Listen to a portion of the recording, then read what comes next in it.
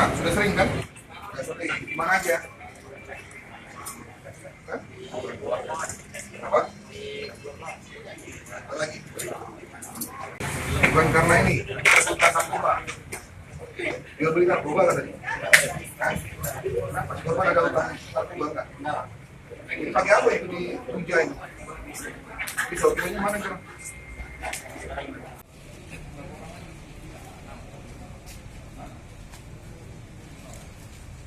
Dua udah ketangkep, kawan yang lain di Pramulit. Di sana juga kasusnya curanmor juga.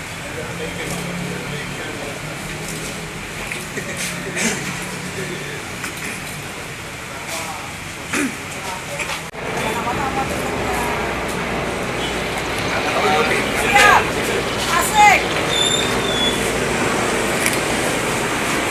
Dapat kami jelaskan, jadi dalam kurun waktu beberapa minggu yang lalu, terutama di bulan Oktober ini dan kemudian di akhir dari bulan September kemarin, ya memang setelah pelaksanaan operasi mitigasi yang dilaksanakan secara mandiri di kewilayahan oleh Polda Sumsel, kami tetap melanjutkan pekerjaan kita melakukan penyelidikan dan pengungkapan kasus yang terhadap terutama kasus atensi yang belum terungkap, yang memang pada saat masa operasi itu belum tercover sepenuhnya, sehingga kita tetap tingkatkan intensitas pengungkapan tersebut, khususnya kasus yang menjadi prioritas dan sempat viral beberapa waktu yang lalu, terutama pasca setelah kejadian.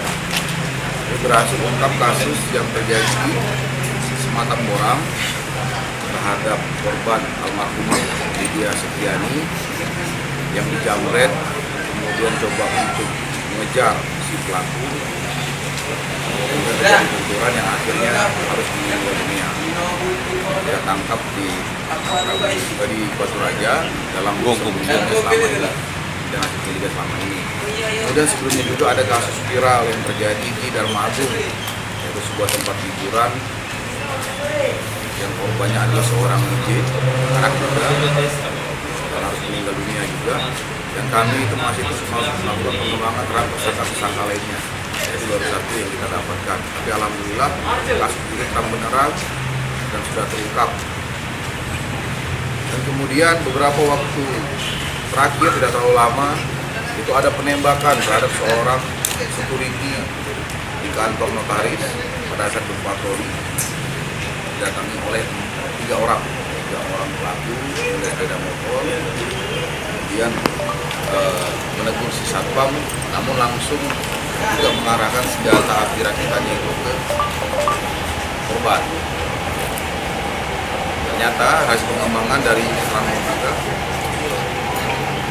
mereka inilah spesialis tindak pidana pencurian kendaraan bermotor, curanmor, dan kita duga sudah sering sekali beraksi.